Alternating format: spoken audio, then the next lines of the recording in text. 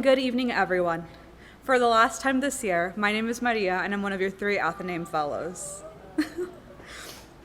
In 1853, Unitarian minister and abolitionist Theodore Parker published a collection of sermons in which he wrote about a moral arc of the universe. Some 100 years later, Martin Luther King Jr. adopted Parker's theorizations, decrying that we must never lose hope for a better America, as the country's moral arc bends towards justice. This phrase has been famously adopted by figures such as Barack Obama, who have used it as evidence that the United States exists in a constant state of progress. What this assumption misses, however, is that debate, more than abstract theories of progress, have defined the American experiment. Tonight's speaker, Professor Martha Jones, is here to discuss the ever-important question of our democratic future, what lies ahead and what we can learn from the past, and what role debate can play today. Martha S. Jones is a Society of Black Alumni Presidential Professor, Professor of History, and a professor at the SNF Agora Institute at the Johns Hopkins University. Tonight, she is here with us to discuss the ever-important question of our democratic future. Jones is the author of Vanguard, How Black Women Broke Barriers, Won the Vote, and Insisted on Equality for All, selected as one of Time's 100 must-read books for 2020. Her 2018 book, Birthright Citizens, A History of Race and Rights in Antebellum America, was winner of the Organization of American Historians Liberty Legacy Award, the American Historical Association's Littleton Griswold Prize, the American Society for Legal History Book Award, and the Baltimore City Historical Society Scholars Honor for 2020. Jones is also author of All Bound Up Together, The Woman Question, and African American Public Culture, and a co-editor of Towards an Intellectual History of Black Women, together with many articles and essays. A public historian, she also writes for the New York Times, Washington Post, The Atlantic, USA Today, among others. She is an exhibition curator for Reframing the Color Line and Proclaiming Emancipation at the William L. Clements Library, and an expert consultant for museum, film, and video productions with the Smithsonian's National Portrait Gallery, the Charles Wright Museum of History, PBS American Experience, and the Southern Poverty Law Center, Netflix, and art. Jones holds a PhD in history from Columbia University and a JD from the SUNY School of Law, which bestowed upon her the degree of Doctor of Laws honoris causa in 2019. Prior to her academic career, she was a public interest litigator in New York City, recognized for her work as a Charles Fellow on the future of the city of New York at Columbia University. Tonight, Professor Martha Jones is here with us as the final speaker in our 75th anniversary series, planned by the Athenaeum in recognition of CMC's milestone year. This series has focused on 3 enduring themes that have shaped the intellectual life of the college. These are civilization and commerce, unity and division, science and policy. The commitment to responsible leadership, a founding tenet of CMC, is woven through each of the 3 thematic priorities. Tonight, Professor Jones' lecture will focus on themes of unity and division. The array of issues resulting from unity and division have shaped academic conversation at CMC since its founding commitment to the integrated study of economics, politics, and international relations. Responsible leadership today must address how, as a nation, we can achieve sustainable unity without undermining the value of our diversity. How can we leverage our enormous national wealth and generous philanthropic values to create durable change? How do we effectively pool our sovereignty in collective and equitable ways without undermining our national values? And now, before we can begin, we have a little bit of housekeeping to go over. At this time, please make sure that your masks are properly fitted over your nose and mouth. Please also take a second now to silence and put away your cell phone. At the end of the talk, there will be a Q&A period, so if you have questions throughout the talk, be sure to take some time to take out a pencil and a piece of paper. And now, without further ado, please join me in welcoming Professor Martha Jones to the Marion Minor Cook Athenaeum.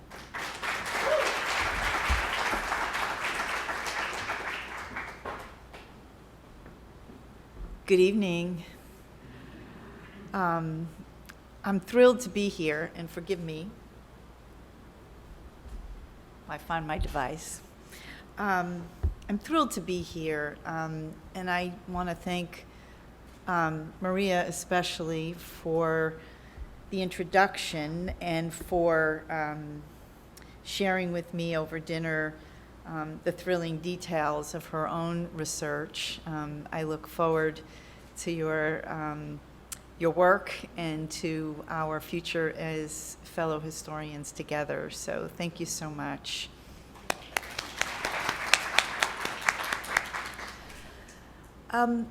I also want to just thank everybody here. This has been an extraordinary day for me. I think I'm like a lot of folks, and I've spent way too much time in front of my computer at home over the last couple of years. And this is the kind of day where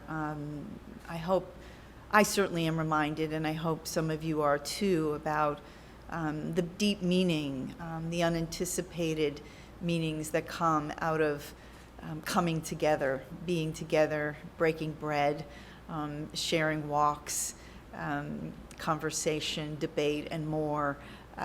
This has really been a very restorative day for me, and I'm deeply grateful to this community for making it possible and for your commitment to it. Of course, I'm also honored to be here to join you at the Athenaeum and to mark this 75th anniversary with the speaker series. I was treated today to the remarkable array of folks who have been here, and so I'm especially honored to come behind them. I'm going to talk today from what is the beginning of a book project that really aspires to speak to us as a country about our democracy, yes, about where we've come from, of course, but also, I hope, to help prepare us for, I think, the fascinating but real challenge that is on the horizon in 2026 as we mark the semi-quincentennial of the United States. I'm old enough to remember not 1776. Oh gosh, not that old, but I'm old enough to remember 1976 and the 200th anniversary of the United States. And one of the legacies of that anniversary year is the way in which we favored myth, impartial truths, over hard history. I hope that in 2026 we have found a different sort of footing as a country, that we are prepared for the debate that necessarily should be generated around an anniversary like that. So I'm going to talk a little bit from some of that work today. These days, I advertise myself as a historian of American democracy. I joined a couple of years ago the SNF Agora Institute at Johns Hopkins, a place that is mostly populated by social scientists, sociologists, and political scientists. And one of the first things I had to say to them is that, democracy is not a key word among US historians. But I've learned from them, importantly, why and how important it is as an intervention to appreciate myself and my work as a historian of American democracy. Still, I differ from my colleagues in the social sciences in the sense that my principal task is to explain how our democracy has changed over time, where it began, the road it has taken, to discover how we arrived here in 2022 in this, our latest chapter. I tell this story mostly by placing Black Americans at the center of American democracy. A lot has been written about how people of African descent have shaped our nation, our political culture. Sometimes we are canaries in the coal mine, the place where signs of how our democracy is unwell, uninhabitable, how it puts all Americans at risk. Black Americans are standard bearers in some stories, those who not only pick up the ideals upon which this nation has rested. Black Americans in this view are those who hold the bar high when it comes to democracy and challenge the nation to live up to its best ideals. Black Americans are also forever foreigners in a domestic sense, outsiders in the face of persistent and for some even permanent anti-Black racism, a stress and strain on a nation that does not have the capacity to excise the color line from the body politic. In this view, America is a white man's country, and what W.E.B. Du Bois termed double consciousness permits us, Black Americans, to see American democracy as insider-outsiders. Sometimes I'm asked to draw upon the past to anticipate the future. That goes something like, what are the lessons from the past that might aid us today as we face the latest chapter in the American struggle over and about democracy? Now, for a long time, this was a question I very deliberately sidestepped, one I politely declined. Historians are best at their explaining what came before, looking in the rear view mirror to assess how the nation traveled from point A to point B, from the Revolution to the Civil War, from Reconstruction to civil rights, from 1619 to 2022. Our data is drawn from an archive not wholly of our making, from artifacts conserved from the past that permit us to reconstruct and explain it. Historians do not carry crystal balls, no special means of anticipating that future. We don't defer to models or systems. We don't much aim to produce them. Instead, we see human history as profoundly contingent, changeable, as unfolding within specific and shifting contexts. The past does not determine the future. The future is always ours to make, from the historian's point of view. So when our democracy, as it does today, shows signs of strain, when it appears to be challenged by forces that are, well, anti-democratic, as a historian, I might know that I aid our deliberations by charting how we got here, fine enough. But when I hear those old questions, ones I've long avoided, like what can the past teach us about the future, it turns out to feel like a compelling sort of challenge. Can't we please take lessons from the past, is what I hear. Isn't there a way in which understanding how we got here just might help guide us forward? Black Americans have fought for democracy's best ideals for all of this nation's history. Can't their story lead us through our own difficult chapter? I feel that urgency, the urgency that runs through those questions, and perhaps some of you do also. So carefully, I've tried to find a way to answer them.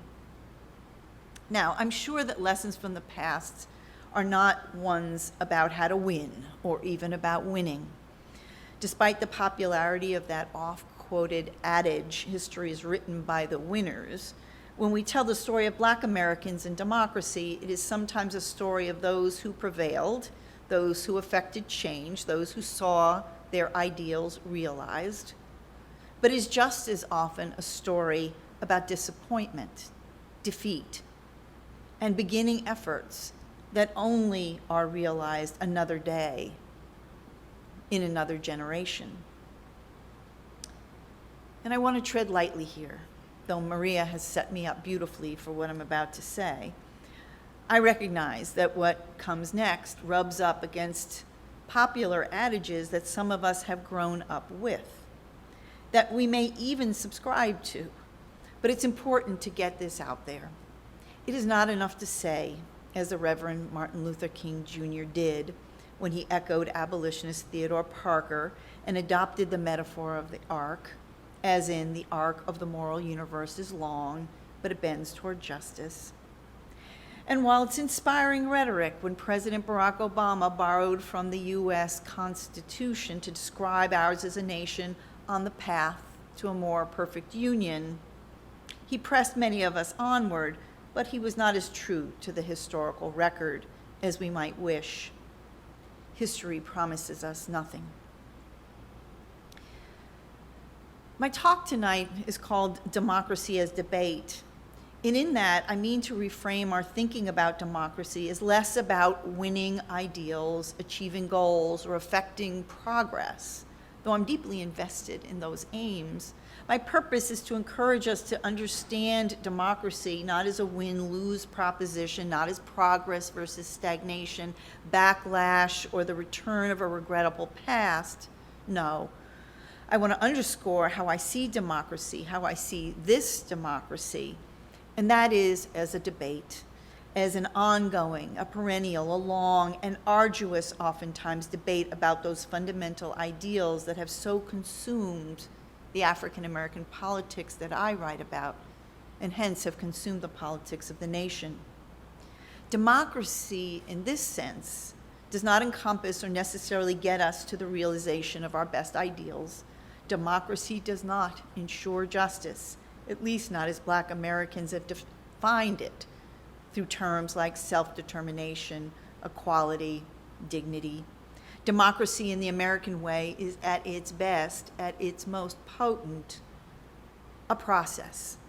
It is a coming together, a convening. It is the possibility that we will gather, that we will exchange ideas, that we will discover a varied sense of what is ethical, even that which is moral. Democracy is the means by which we return again and again to core principles, enduring symbols, to beleaguered but sweeping ideals. Democracy does not promise precisely how our deliberations will turn out. Instead, democracy promises that there will be a table, that we will return to that table, and that in our own time, in our own context, have the privilege of grappling with the very fabric of who we are. We discover democracy when we step into the forum, into the agora, into the Athenaeum. And for Black Americans, the hush arbor, the halls of the 19th century's colored conventions, the chapels of historically Black colleges, juke joints, the Gulf Side Chautauqua, the steps of the Lincoln Memorial, the barber shop and hair salon, in petitions and newspapers, in paint and in plaster. There we hear democracy at work, as John Dewey understood it, democracy as a practice. It is a debate in motion, in real time. It is fraught, rowdy even. It is learned, and it is from the hip. It is lofty, and it is in the trenches. It is eloquent, and it is raw. It soars toward our best ideals and is mired in deep despair. Across all of our past, this nearly 250-year-old nation, here, debate rather than progress has best characterized our democracy. Rather than fall back on adages about our journey as circular or being destined to repeat the past, or even about backlash, we can discover contests over the character of the body politic that have challenged every generation. History strongly suggests that our distinct tradition, and indeed our future, will include much more of the very same. The fabric of democracy is stitched together by our disagreement. In my work, that means the study of citizenship, belonging, of who is in and who is out, who has a claim to a place in this vast and contested geography of the United States. And that thing just happened. Sorry.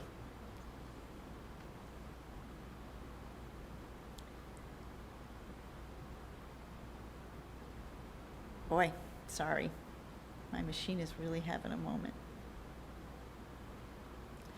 Democracy is also constructed in politics, its practices, rituals, and real-time access to the levers of power, voting rights, for example.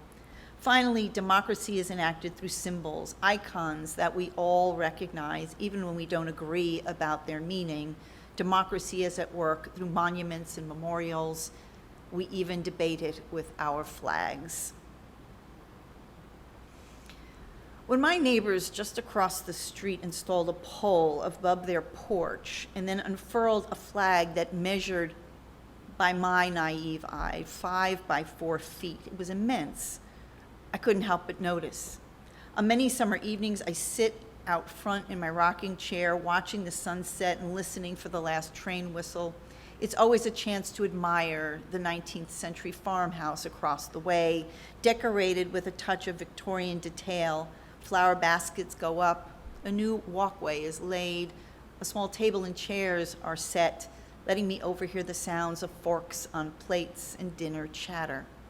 Ours is a neighborliness most often expressed just through waves and greetings called out from across the way.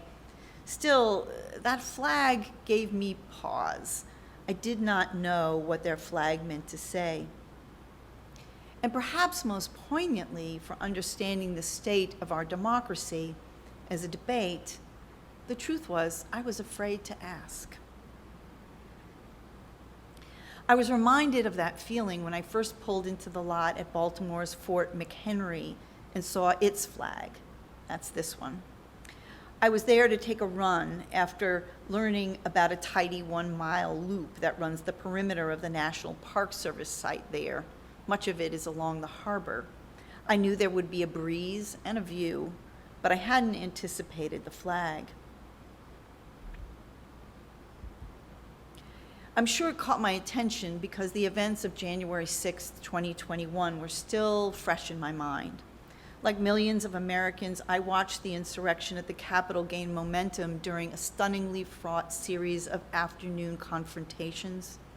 Democracy on the brink. In the days that followed, among the video clips that played on my news feed was that of a rioter beating a Metropolitan Police officer with a pole that on the other end carried the American flag. I realized, no longer sure what the flag meant to those who display it and to those who find themselves standing underneath it. At Fort McHenry, the flag flies so high that it nearly upstages the low-lying 5-sided 18th century structure.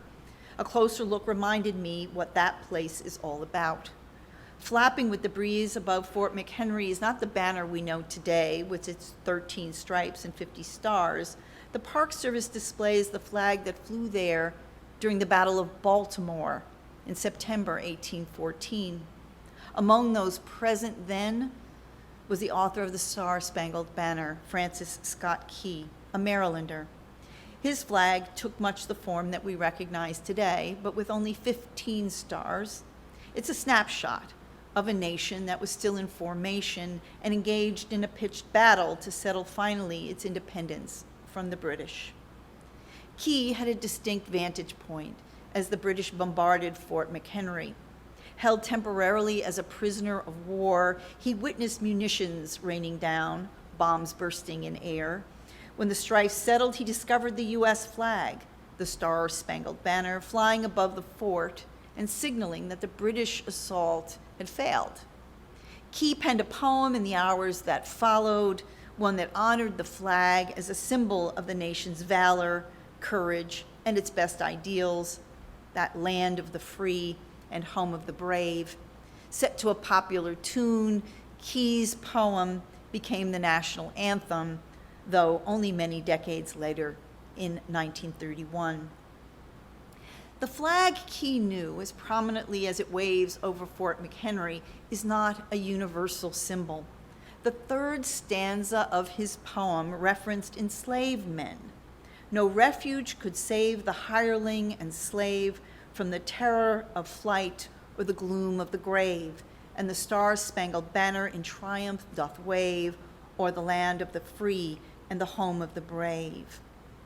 Francis Scott Key was a slaveholder who clearly divided Americans between the free and the unfree.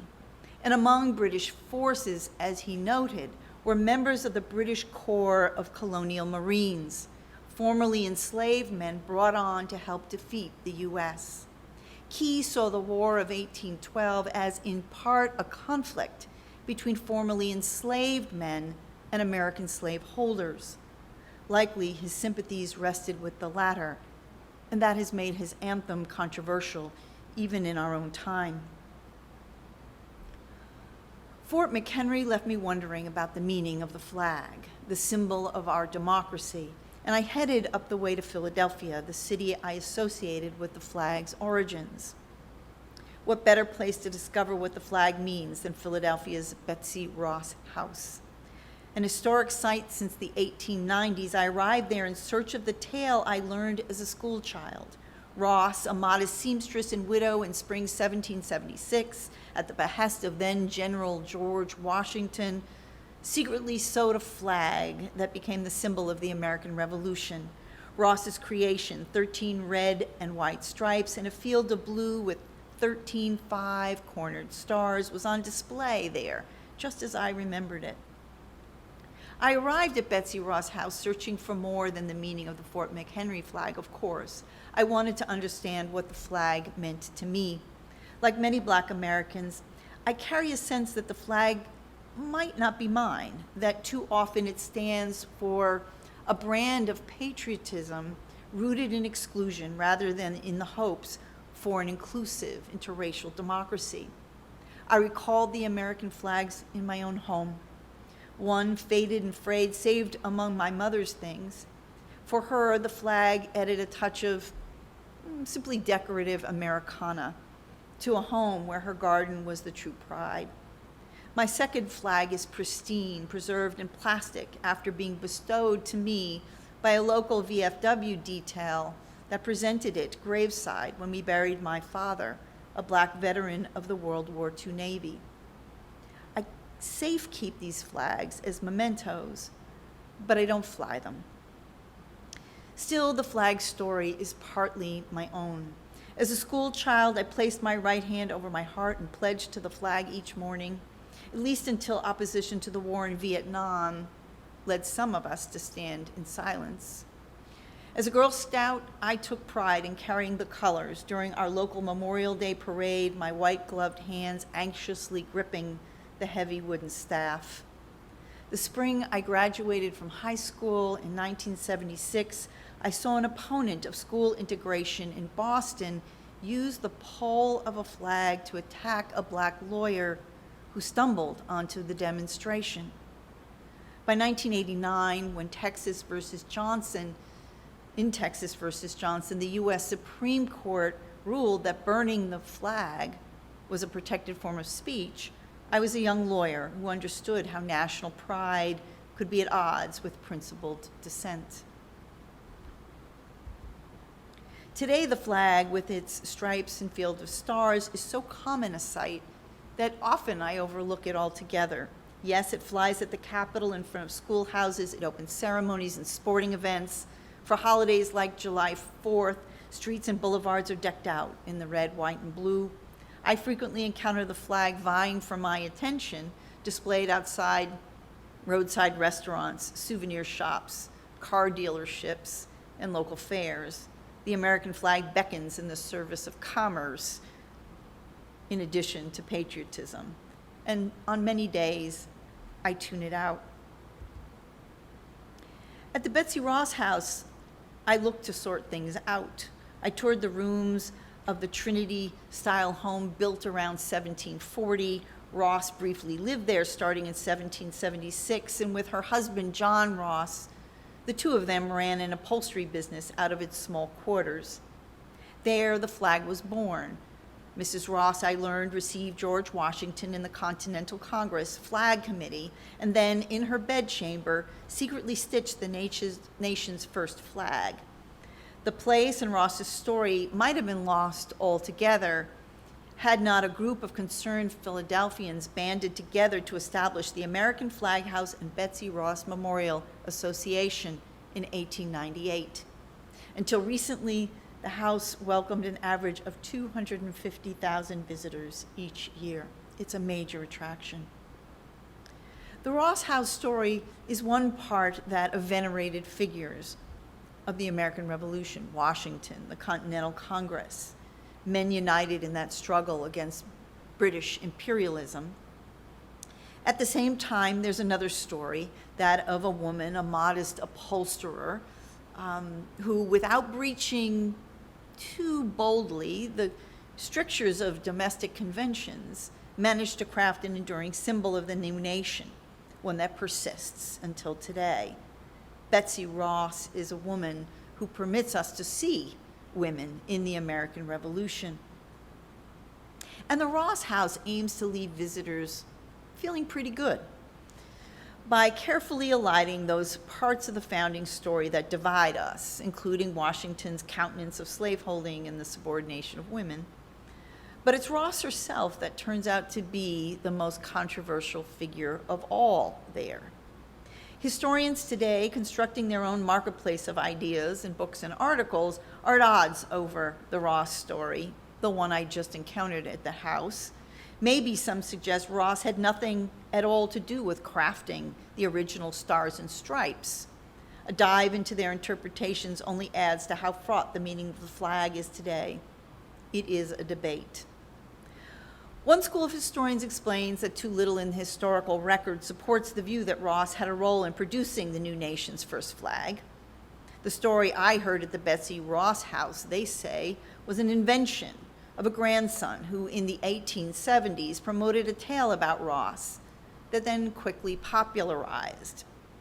The story complemented a craze for the flag that began during the Civil War and was largely a myth that persists because it pleasingly weaves a woman into the founding narrative. No evidence corroborates it. It's not that there's no evidence for the story told at the Betsy Ross house. In the 1870s, her descendants put their recollections to paper, testifying to what they knew about her fateful encounter with the revolution's leaders. Among them were those who recalled hearing Ross tell her own story. Now, these are testimonies certainly laced with what we would expect from descendants, a deep admiration for Betsy Ross. And still, family recollections are valuable sources for capturing histories, especially those of women. These are histories that often escape the records of statesmen and their institutions. Ross's biographer, historian Marla Miller, carefully weds these two views. She says there's no record beyond the family reminiscences for Ross's role in creating the flag. Maybe she didn't create the flag exactly, Miller concedes, but perhaps there's a kernel of truth in the story that explains how Ross had taught the flag maker to make a 5 rather than a 6-point star. Here, that story I heard as a girl survives. However you come down on Betsy Ross's connection to the flag, what becomes clear is that it's not possible to sidestep the unsettled and even contradictory meanings that we have given to that flag. Just a few blocks from the Betsy Ross house, the Museum of the American Revolution fully leaned into the fraught history of the flag in a recent exhibit. Rather than avoid disagreement or cover over conflict, the museum made plain how the flag's meaning has been at the heart of many of our disagreements in this democracy. Democracy in action. When queried about why the museum included the Confederacy's battle flag among American flags, curator Matthew Skikic explained that there is a value to exemplifying the conflicts that the flag has regularly symbolized. Americans have regularly co-opted the Stars and Stripes in the service of political ends, the museum explains, oftentimes indifferent to who created it or for what purpose. For example, long before 21st century promoters of police solidarity invented the thin blue line flag, which renders the U.S. flag in monochrome, anti-slavery activists of the 1860s remade the flag in black and white with only 23 stars, eliminating the 11 stars that stood for the slaveholding states.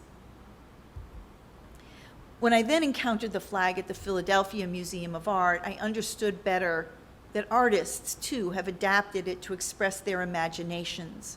A recent Jasper Johns retrospective included 2 of the artist's provocative rethinkings of the flag. The first, this one painted in 1954, startled the art world with a literal rendering of the American flag that signaled Johns' rejection of the abstract expressionism that dominated in those years. Initially, Johns was unwilling to ascribe any political symbolism to his choice of subject. But 15 years later, in 1969, Johns published a print titled Moratorium, which remade the flag, as you see here, in green, orange, and black, with a single bullet hole piercing its center. A commission for the Committee Against the War in Vietnam, Johns by then made no bones about how his rendition of the flag called upon the nation to put a stop to the war. When I came then upon the work of artist Emma Amos, also at the Philadelphia Museum of Art, I saw clearly how she expressed the debate that I had been having in my own mind. Amos is a Black mixed media artist who sees in the flag all the contradictions that were roiling through me. The general outlines of the flag are apparent in a cluster of Amos's works from the 1990s, equals, X-Flag, and Sold. For Amos, the flag is a canvas, a foundation for her reflections on how national ideals collide with personal stories, mixing the familiar stars and stripes with historical photographs of Black sharecroppers, of Malcolm X, of racist caricatures. Amos speaks to who Black Americans are to the flag. We are the blood and sweat of prosperity, the martyred revolutionaries, and the commodified others that define the whole. Black Americans are not apart from or beyond the cover of the flag. Instead, we are its fabric, its iconography, and its craftspeople. It takes more than one flag to say all that. Amos offers us her unique renderings to tell another sort of truth about our symbols of belonging. On Philadelphia's city streets, the flag snaps in the sharp winds that trouble these times, sometimes displaying only one flag. The flag of the United States is not enough. Encountering it alone leaves us wondering who it celebrates, who it leaves out. So this past June, Philadelphians marked Juneteenth, that holiday that honors slavery's end in 1865, by flying 2 additional flags alongside the red, white, and blue. There was the Black Liberation flag with 3 broad stripes, black, red, and green, and the official Juneteenth flag, red, white, and blue, newly arranged to invoke the liberation gained more than 150 years ago. These companion flags said what the American flag alone could not. The city honors Black Americans past and present, but it took more than one flag to make that plain. Follow the course of the flag's competing meanings, but be careful not to get whiplash. In the same summer of 2021, arsonists set ablaze a flag flying in the front of a Philadelphia home. Nobody could ever say quite what that meant. The Patriot Front marched along Market Street, members waving the stars and stripes, and in doing so openly in the name of white supremacy. Quietly, the family of an African-American World War II veteran and Logan Square resident, Henry Nelson Jr., who died at 96, accepted a carefully folded flag from the military honor guard that attended his burial at Washington Crossing National Cemetery. There is no one story, I discovered, about our national flag. It can be deployed as an armament against the very nation that claims it as its emblem, is a sign of our contradictions, and too often covers up more than it reveals. For some, the stars and stripes stand for shared ideals. For others, it is a banner of dissent. It can be an invitation in some hands and a weapon in others. When Americans wield the flag on a front yard pole or a handheld stick, on a car bumper, a laptop cover, stitched into a quilt, or displayed in a box that bears a veteran's name, we are saying many, many things all at the same time. My time in Philadelphia taught me that the flag is indeed a symbol, one that poses a question as old as the nation itself. For whom does it wave? Does it wave for me? I discovered one answer in the work of Philadelphia muralist Paris Stancil. Here, his 2015 installation, Freedom School, depicts Malcolm X, Ella Baker, Martin Luther King Jr., and Frederick Douglass, larger than life beneath the American flag. captioned by Baker's words, "We who believe in freedom cannot rest." I recalled the words of Francis Scott Key when I encountered this mural. Key, heralding his nation and the flag that survived at Fort McHenry, as for the free and for the brave. Now, freedom, this hard-won and essential bedrock of our democracy, Baker's words teach us, is not a status. Freedom may be a belief, an ideal, even an aspiration, but freedom is also a practice. It is a debate. That is as much mine as it is that of any American. As for bravery, it is on grand display in Stansel's portraits of 4 of the most courageous Americans this nation has known, figures whose valor exceeds that of Key, Washington, or Ross, if only because it was exhibited in the face of those who would deny Black Americans their very place underneath the flag. Stansel's tableau invites us to see in the red, white, and blue, in the stars and stripes, the faces of these 4 American patriots who dedicated their lives to civil rights and a better America, as the artist puts it. I want to end with the sort of question that began my talk this evening.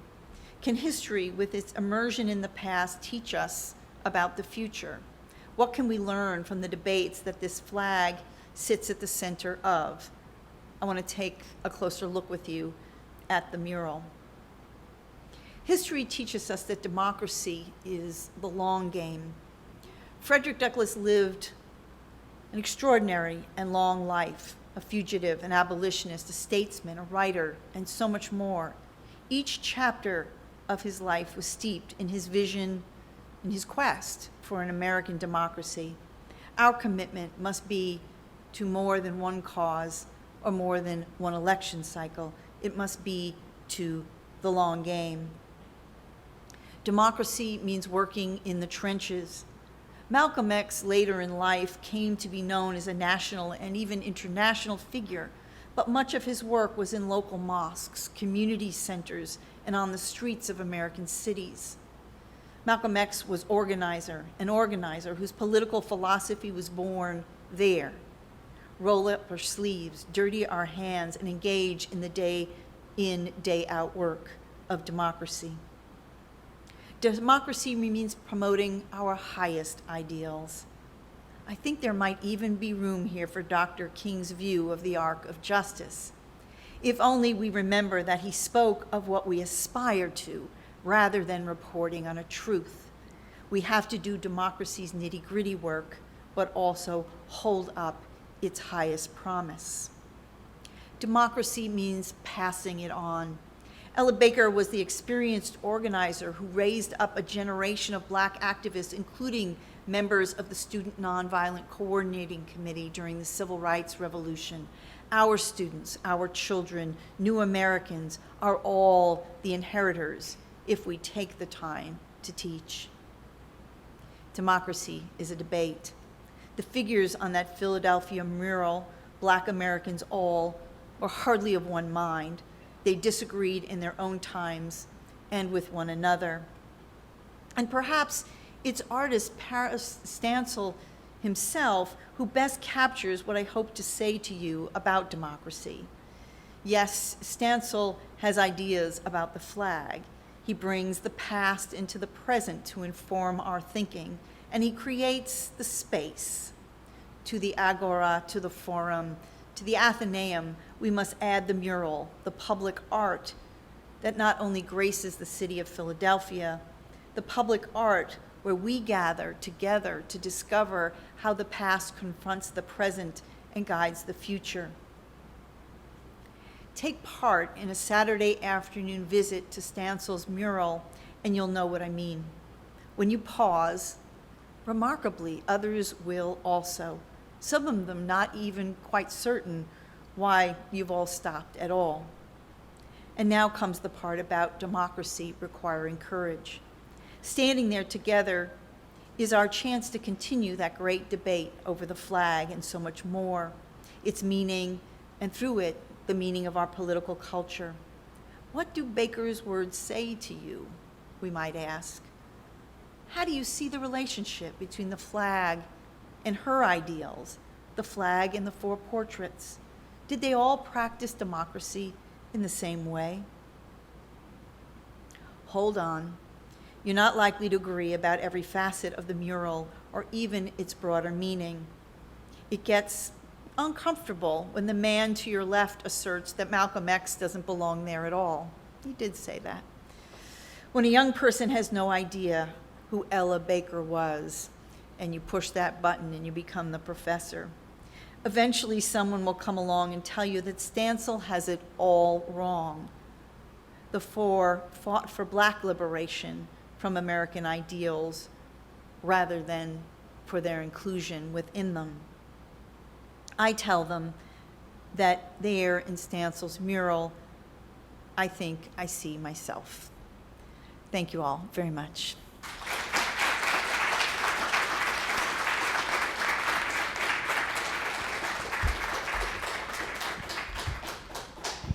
Thank you so much, Professor Jones. For our audience, if you have a question, please come up to one of the two microphones at the front of the room, and be sure to introduce yourself before you ask your question.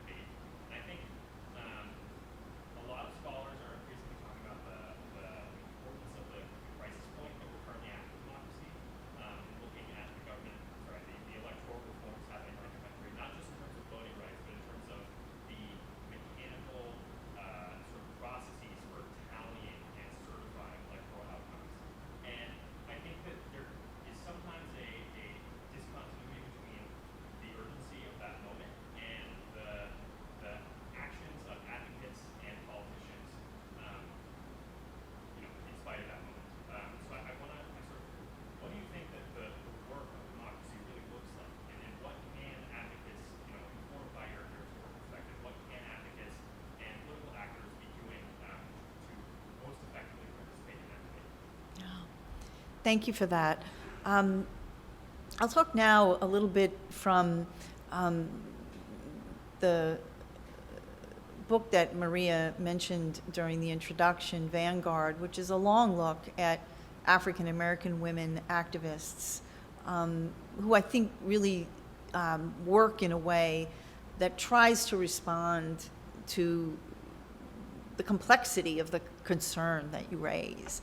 One of the things I learned from them is about political nimbleness, that it is not enough in this democracy to be a voter or an office holder or an organizer, that part of the power or the potential power that we have derives from the kind of nimbleness that permits us to pivot and to move and to respond to real conditions. Vanguard ends with Leader Stacey Abrams from Georgia, and there are lots of reasons to want to write about Leader Abrams. But for me, she was an essential example for this principle, because you'll remember Leader Abrams runs for the governorship of Georgia. Some would say the election is lost to her only by virtue of voter suppression in Georgia. And still, Leader Abrams doesn't sit down. She doesn't pause to wait for the next election cycle.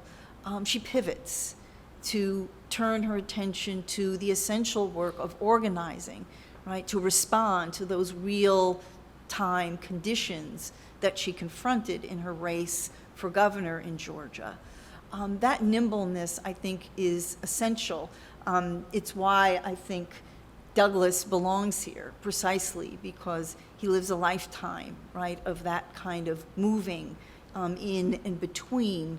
And there is a way, isn't there, in which Our positions in this democracy can sometimes feel calcified, somehow stuck. We're in our silos, and we're not responding in real time to the conditions. I think that, for me, is part of how democracy might work for us. Yeah, thank you so much. Hi, thank you so much. Hi. My name is, here we go. My name is Danny. I'm a senior at Pomona.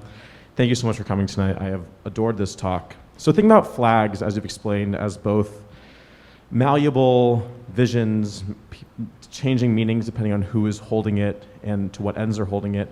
How do you see that sort of malleability in the American flag in relation to sort of Black liberation and Black leaders when it comes to both dealing with the representation of the flag, when it comes to sort of presentability? How does the public interpret this relation to the flag, and also to maybe an internal Black movement when it comes to the American flag? Yeah, thanks for that. Thanks for coming out. I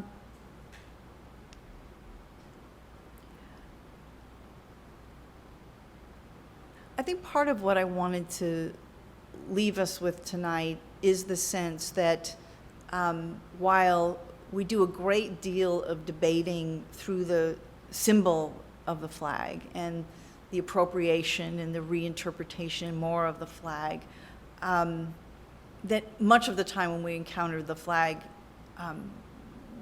we're not sure what it means. There is that call for a kind of courage that requires us to ask the question that I was afraid to ask my neighbor, which is, I see you've put up an extraordinarily large flag, and I'd like to know more about it. I was afraid she would be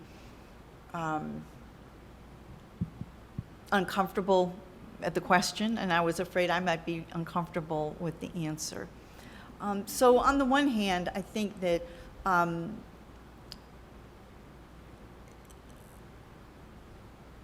Black Americans, well, standing in front of this mural, right? This mural is provocative and controversial, and there really are folks who think that Paris Stancil got it all wrong, right? To set these folks underneath the stars and stripes. Better the Black liberation flag, better the Juneteenth flag. And so I don't want to, I think I don't want to suggest that there is one way for Black Americans to be with or in relationship to the flag. There is Mr. Nelson, the veteran, being buried with military honors, and his family not only receiving, right, but really deeply receiving that flag. That all those things, I think, are possible for us.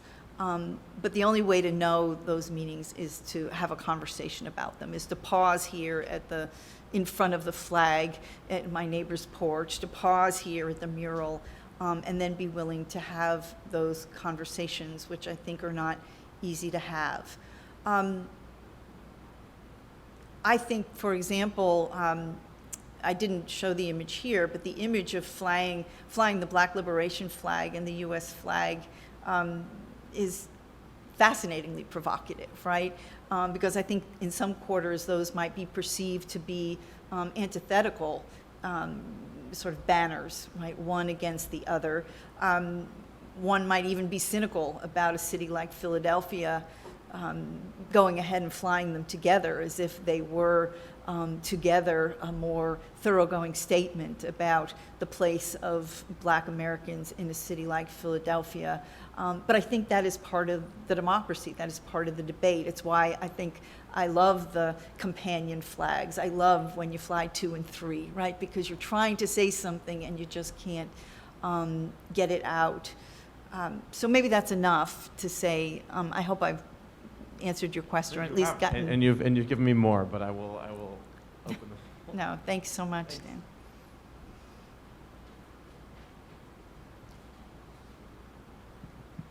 Hello. Hello. My name is Shanice. I am a senior here at CMC. Thank you so much for coming. I really appreciate it. This fall, I wrote my senior thesis on Black Republicans, Black voters, and the Senate Georgia race happening in Georgia. So my question for you is, do you feel as though Black Republicans may be moving us backwards in terms of inclusivity and exclusivity? And if you do feel that way, what are some obstacles we can take to overcome that? And if you don't feel that way, why? Thank you. So this is a perfect question for that helps me illustrate and think better about what I wanted to say tonight. Black Americans have never been of one political party or one political mind in our history. Always within Black politics, there have been oppositions, left, right, conservative, progressive, independent. Black politics is an important thread in our history. So it's to say, I don't see Black Republicans, when it comes to democracy, as taking us in one direction or another. I don't think that's the way quite to metaphorically explain it, right? And which is just a way of saying that I think Black Republicans, Black conservatives, while the minority among Black Americans have always been there and have always been part of the Black political tradition. I expect, should this democracy persist, and I certainly hope it does, that Black Americans will continue to be of more than one mind about politics. We will agree and we will disagree. Some of us will take us in the directions we hope to go, and others will try and drive us elsewhere, yes.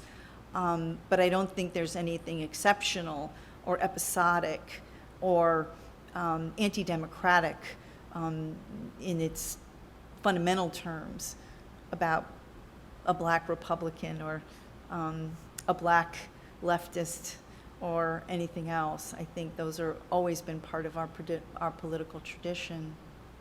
Thank you. Yeah, thanks.